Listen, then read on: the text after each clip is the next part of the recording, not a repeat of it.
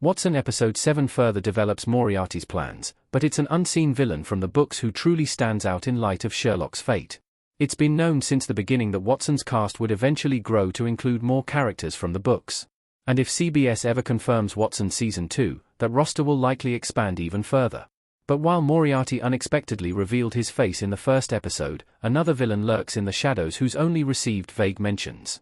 Episode 7, Teeth Marks, elaborates on the danger he poses. It's actually important for CBS Watson to start including all the Easter eggs that it can. Watson's critical reviews have been fair, but ultimately middling. And with CBS losing longtime supporters over recent cancellations such as Blue Bloods and SWAT, the network's newer procedurals need to do anything they can to boost ratings.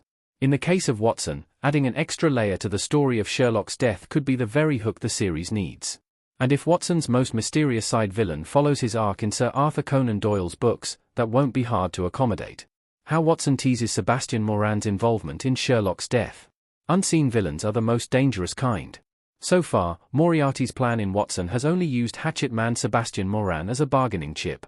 In Episode 7, Shinwell receives flowers with threatening pictures attached to remind him that Moriarty will have those closest to Shinwell killed if he doesn't play along in swapping Watson's pills. The episode ends with pharmacist Lloyd taking credit for the pill swap to take pressure off of Shinwell before dying right in front of Shinwell's eyes. It isn't stated how Moriarty convinced Lloyd to do this, but it wouldn't be surprising to learn that he'd received a similar floral arrangement. But if Sebastian Moran is this well-known a threat, that raises a troubling question. Aside from ego, why would Moriarty risk encountering Sherlock alone at Reichenbach Falls if there were even a chance he might not survive the confrontation? The most obvious answer is that Moriarty wasn't truly alone at Reichenbach, and there's good evidence for this. Moran is known for stealth, so the fact that he isn't seen in the flashbacks doesn't mean he wasn't nearby waiting to pull the trigger in case Sherlock survived. And Doyle's books establish just such a precedent. Sebastian Moran's book history and how that fits in Watson's story explained.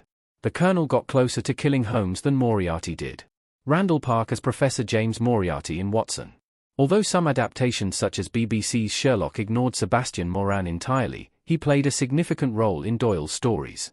Sherlock was originally meant to die for good at Reichenbach Falls, but that changed with the 1905 story, The Adventure of the Empty House. The story establishes not only that Sherlock faked his death after killing Moriarty, but also that Sebastian Moran was present to witness Sherlock's survival and attempted to murder him with boulders as he clung to the fall's ledge.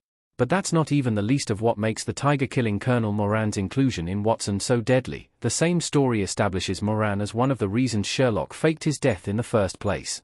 Sebastian Moran is one of the few villains to commit a murder that Sherlock couldn't solve, and Holmes faked his death in the hopes it would cause his smarter adversaries to get lazy and slip up. Despite Watson's changes to Moriarty, there's no reason to think this aspect of Moran's character wouldn't carry over. He's a known Moriarty collaborator who Sherlock hasn't put behind bars. That makes him a formidable foe if Watson chooses to feature him in a larger role moving forward. Will Watson ever show Sebastian Moran now that Sherlock is already dead? Unfortunately, it might depend on the show's ratings. Morris Chestnut as John Watson in Watson. If Watson were to feature Moran at Reichenbach Falls in the same fashion as Doyle's stories, then there's one big roadblock. Watson creator Craig Sweeney has already stated that Sherlock is well and truly dead in this version of the story, and Moran's involvement at Reichenbach in the books revolves very much around Holmes' survival. Sweeney has indicated he might make an allowance for Sherlock's return if Watson ever languishes in terms of ratings or story, but it's far too early to make that call just yet. That said, Sebastian doesn't need to appear at the falls to pop up on the show. Given his importance to Shinwell's story and his likely involvement in coercing Lloyd's death, it would almost seem strange not to feature Sebastian Moran at all before Watson closes its curtain. Doyle's Sherlock designated Moran as Holmes' most dangerous nemesis next to Professor Moriarty. Whether Moriarty survives this season or not, a season renewal could easily justify featuring Moran as an even more actively deadly antagonist.